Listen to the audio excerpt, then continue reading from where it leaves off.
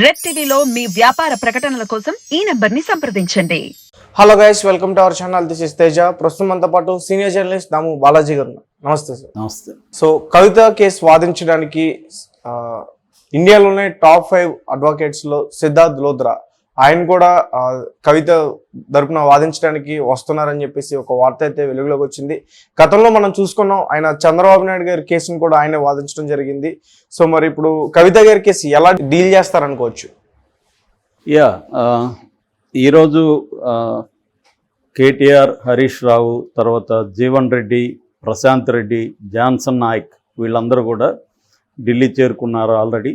So వాళ్ళు ప్రధానంగా కోర్టుల్లో కవిత తరపున బెయిల్ పిటిషన్ వేయడానికి వెళ్ళినట్టుగా తెలుస్తుంది. అంటే అడ్వకేట్స్తో మాట్లాడి ఇప్పటివరకు ఏంటంటే సుప్రీంకోర్టులో కవిత తరపున విక్రమ్ చౌదరి ఆయన పనిచేస్తున్నారు.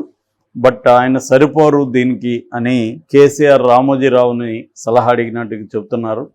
ఎందుకంటే మనకి తెలుగు రాష్ట్రాల్లో చంద్రబాబుకు ఉన్నంత నాలెడ్జ్ కానీ, ఎక్స్పీరియన్స్ కానీ, నెట్వర్క్ కానీ ఇంకే ఏ నాయకుడికి కూడా లేదు. ఎందుకంటే ఆయనకు ముందు నుంచి కూడా ఎన్టీఆర్ పీరియడ్ నుంచి కూడా ఆయన వ్యవస్థల్లో తన మనుషుల్ని ఎట్లా ఇంప్లాంట్ చేయాలి, వాళ్ళని ఎట్లా పెంచుకుంటూ వెళ్ళాలి అన్న ఒక లాంగ్ టర్మ్ ప్లాను చంద్రబాబు బ్రహ్మాండంగా ఉందన్నమాట. ఆయన ఏ స్థాయిలో అంటే కొంతమందిని బ్రైట్ లా స్టూడెంట్ని తన కులం కావచ్చు లేదా తనకు తెలిసిన వాళ్ళు కావచ్చు వాళ్ళని చేరదీసి వాళ్ళకి ఫండ్ చేసి వాళ్ళని గ్రో చేసి వాళ్ళని ప్రముఖ లాయర్లుగా లేకపోతే ప్రముఖ జడ్జెస్గా వాళ్ళని తీసుకెళ్ళడం, లేదా సిబిఐ లాంటి సంస్థలకి వాళ్ళని పంపించడం, ఇలా చేసుకుంటూ వెళ్తాడనమాట. అంటే ఒక 20 ఏళ్ల తర్వాత మొత్తం నెట్వర్క్ల్లో నా వాళ్ళు ఉండాలంటే ఇప్పటి నుంచి ఏం చేయాలి అన్న ఒక లాంగ్ టర్మ్ ప్లాన్ చంద్రబాబుకి ఉంటుంది. కానీ కేసీఆర్ లాంటి వాళ్ళకి అది లేదు. కేసీఆర్ ఇక్కడ కూడా మన రమణ లాంటి ఎక్స్ సుప్రీంకోర్టు చీఫ్ జస్టిస్లకి కొంత ఆర్బిట్రేషన్ సెంటర్ అవన్నీ పెట్టించి కొంత జడ్జెస్కి హెల్ప్ చేశాడు ఇక్కడ. దాని మీద కూడా అప్పట్లో విమర్శలు వచ్చాయి. అంటే వాళ్ళకి ల్యాండ్ ఇవ్వడము, అక్కడ ఒక బిల్డింగ్లో వాళ్ళకి కంప్లీట్గా కొద్ది రోజులు ఫ్రీగా ఇవ్వడం, ఇట్లాంటివి ఏవో చేశారు. సో కానీ అయినప్పటికీ కూడా ఆయనకి ఒక ర్యాపో అనేది లేదు. దానివల్ల రామోజీరావుని సలహా అడిగాడని చెప్తున్నారు. సో రామోజీరావు సిద్ధార్థ లోత్రాని రికమెండ్ చేశాడని చెప్తున్నారు. ఎందుకంటే రామోజీరావు కూడా సిద్ధార్థ లోత్రాతో మంచి పరిచయం ఉంది. ఈవెన్ సునీతారెడ్డికి కూడా వివేకానంద రెడ్డి కేసులో సిద్ధార్థ లోత్రానే ఉన్నాడు. ఇక మనం చూసాం చంద్రబాబు విషయంలో అయితే సిద్ధార్థ లోత్రా మొత్తం అసలు కోఆర్డినేట్ చేసింది ఆయనే. అయితే సిద్ధార్థ లోత్రా గురించి ఒకటి చెప్పేది ఏంటంటే ఆయన వెరీ హైలీ ఆయనకి ఏంటంటే రెమ్యునరేషన్ చాలా ఎక్కువ. టైం ఎలా ఉంటుందంటే ఆయన ఆఫీస్ నుంచి బయలుదేరి చివరికి ఆఫీస్కి వెళ్ళే వరకు కూడా ఎవ్రీ మినిట్ కౌంట్ అని చెప్తారు. ప్రతి దానికి ఆయన ఫీ చేస్తారు. అట్లాగే ఆయనకు ఒక పెద్ద బ్యాచ్ ఉంటుంది. ఆ బ్యాచ్కి కూడా అందరికీ క్లయింట్ మీదే వేస్తారని అంటారనమాట. సో ఆ స్థాయిలో లాయర్ని పెట్టుకుంటే ఏమవుతుందంటే జడ్జెస్ కూడా లాయర్లు చాలా గొప్పవాళ్ళు ఉన్నప్పుడు, పెద్దవాళ్ళు ఉన్నప్పుడు జడ్జెస్కి కూడా వాళ్ళకి విలువైన వాళ్ళ టైంకి వాల్యూ ఇస్తారు. వాళ్ళకి కూడా తెలుసు ఈయన టైం ఎంత వాల్యూ, ఇక్కడికి వచ్చినాడంటే ఈయనకి ఎంత పేమెంట్ ఉంటుంది జడ్జెస్ కూడా తెలుసు. రెండోది ఏంటంటే వాళ్ళకి అంత డబ్బులు ఎందుకు ఇస్తారు? ఫస్ట్ ఆఫ్ ఆల్ వాళ్ళకి ఆ నాలెడ్జ్ కానీ, ఎక్స్పీరియన్స్ కానీ, ప్రజెంటేషన్ విధానం కానీ, వర్క్ చేయడం, బ్యాక్ ఎండ్లో వర్క్ చేసే పద్ధతి కానీ, ఇవన్నీ ఏళ్ల తరబడి వాళ్ళు సాధించుకున్న వ్యవహారం. ఊరికి పోయి ఇచ్చారు కదా డబ్బులు. అట్లాగే వాళ్ళు చేసిన కేసుల్లో సక్సెస్ రేటు ఇవన్నీ కౌంట్ అవుతాయి. సో దీనివల్ల ఏమవుతుందంటే వాళ్ళ నాలెడ్జ్కి జడ్జెస్ కూడా కొద్దిగా ఒక రకమైన అంటే భయం అన్న కానీ ఒక రకమైన రెస్పెక్ట్ ఇస్తారు. చాలాసార్లు జడ్జెస్కి వీళ్ళే గైడ్ చేస్తుంటారు. ఫలాని చట్టం ఫలాని ఇది చెప్తుంది, లేదంటే సుప్రీంకోర్టులో గతంలో ఈ తీర్పు ఇచ్చారు, ఇవన్నీ కోట్ చేయాల్సి ఉంటుంది అన్నమాట. సో అందువల్ల తరవుగా పనిచేస్తారు. వాళ్ళకి మంచి రీసెర్చ్ టీమ్స్ ఉంటాయి. ఈ నెట్వర్క్ అంతా వాళ్ళకి కూడా చాలా ఖర్చు అవుతుంది, అంత ఈజీ వ్యవహారం కాదు. సో అందుకని సిద్ధార్థ లోత్రాని కవిత విషయంలో దించాలని అనుకుంటున్నారు. రెండవది ఏంటంటే ఇప్పుడు చంద్రబాబు మీద పెట్టిన కేసుల్లో చట్టాలు ఏంటి? IPC and PC act. PC అంటే ప్రివెన్షన్ ఆఫ్ కరప్షన్ యాక్ట్. ఈ రెండు పెట్టారు. కానీ ఇది వేరే. ఈమె మీద ఉన్న ఇన్వెస్టిగేటివ్ ఏజెన్సీలు 2 ఉన్నాయి. ఒకటి సిబిఐ, రెండోది ఈడీ. ప్రధానంగా ఇప్పుడు ఈడీ అరెస్ట్ చేసింది, సిబిఐ చేయాల. ఈ కేసులో ముద్దాయిలు దాదాపు 30 మందికి పైన అరెస్ట్ అయింటే అందులో కొంతమందిని సిబిఐ అరెస్ట్ చేసింది, కొంతమందిని ఈడీ అరెస్ట్ చేసింది. ఫర్ ఎగ్జాంపుల్ 15 మందిని ఈడీ అరెస్ట్ చేస్తే 6 మందిని సిబిఐ అరెస్ట్ చేసింది. ఈడీ అరెస్ట్ చేసినప్పుడు ఏమవుతుందంటే పిఎంఎల్ఏ చట్టం అంటారు, మనీ లాండరింగ్. పిఎంఎల్ఏ అంటే prevention of money laundering act. So అసలు మనీ లాండరింగ్ అంటే ఏంటి? చాలామందికి మనీ లాండరింగ్ అంటే అర్థం కాదు. మనీ లాండరింగ్ అంటే సింపుల్గా చెప్పాలంటే బ్లాక్ మనీని వైట్గా మార్చుకునే ప్రాసెస్సే. అంటే నువ్వు బ్లాక్ మనీని సంపాదిస్తావు అక్రమ మార్గాల ద్వారా, దాన్ని అనేక ఛానల్స్ ద్వారా సక్రమ మార్గంలోకి, లీగల్ ఫార్మేట్లోకి తీసుకొస్తావు అన్నమాట.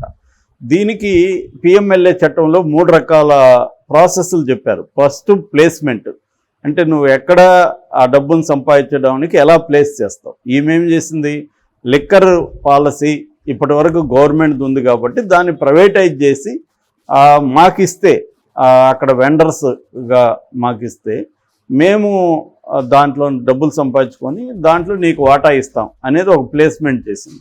సో దాంట్లో నుంచి డబ్బులు వస్తుంది. ఇప్పుడు ఆమెకి వచ్చిన తర్వాత దీన్ని లేయరింగ్ అంటారు. సెకండ్ ఇది లేయరింగ్ అంటే ఈ డబ్బుల్ని డిఫరెంట్గా తీసుకురావాలి.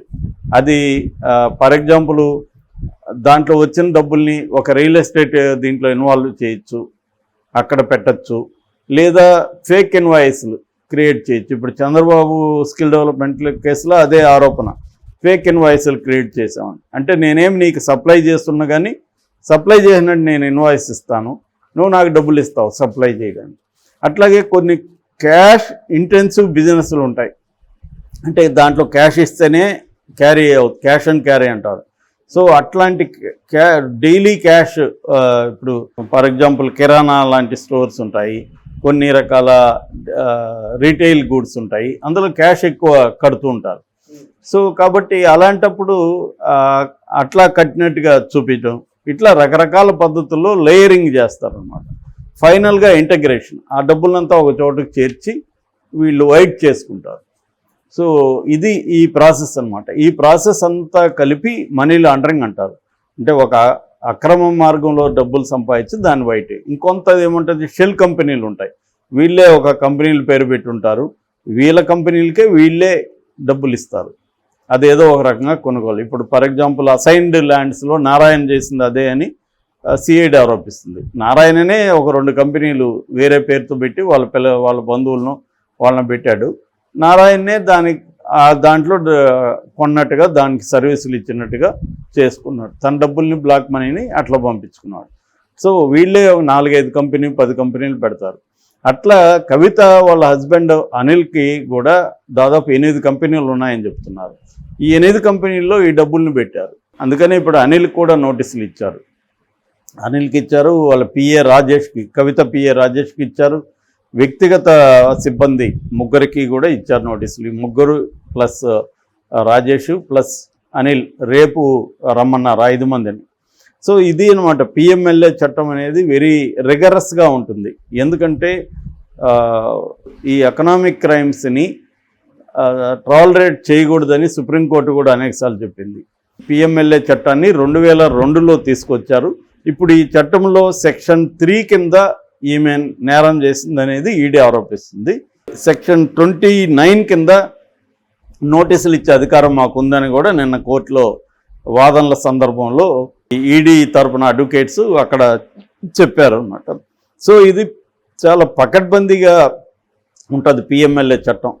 మామూలుగా ఐపీసీలో ఉండే మనకి చట్టాలలో ఏంటంటే నేరం ప్రూవ్ అయ్యే వరకు కూడా కొన్ని హక్కులు ఉంటాయి, కొన్ని మనం డిమాండ్ చేయొచ్చు, ప్రాథమిక హక్కులు ఉంటాయి అన్నమాట. కానీ ఇటువంటి ప్రత్యేకమైన చట్టాలు ఎందుకు రూపొందిస్తారంటే మామూలు చట్టాల్లో ఉండే వెసులుబాట్లు ఏవి దీంట్లో ఉండవు, చాలా కఠినంగా ఉంటాయి రూల్స్ అన్నీ కూడా. అంటే బెయిల్ అంత ఈజీగా రాదు, బెయిల్ ఇవ్వకూడదు అంత ఈజీగా. మామూలుగా అయితే 7 ఏళ్ల లోపల శిక్ష పడే కేసుల్లో బెయిల్ ఇచ్చేయాలనేది చెబుతారు. మొన్న కూడా ఆంధ్రప్రదేశ్ హైకోర్టు తెలుగుదేశం వాళ్ళకి అరెస్ట్ చేయబోతున్నారు అన్నప్పుడు సిఐడికి సీరియస్గా చెప్పింది, 7 ఏళ్ల లోపల కేసులు అరెస్టులు చేయకండి, మీరు నోటీసులు ఇవ్వాలి 41 కింద 41A కింద అని. కానీ దీంట్లో అది వర్తించదు. యాక్చువల్గా ఇప్పుడు కవితకి ఎన్ని ఏళ్ళు శిక్ష పడుతుందంటే మినిమం 3 ఏళ్ళు పడే అవకాశం ఉంది, మ్యాక్సిమం 7 ఏళ్ళు పడే అవకాశం ఉంది. కానీ మ్యాక్సిమం 7 ఏళ్ళు పడే కేసుల్లో ఐపీసీలో అయితే అరెస్టే చేయరు, కానీ దీంట్లో అది వర్తించదు అనమాట.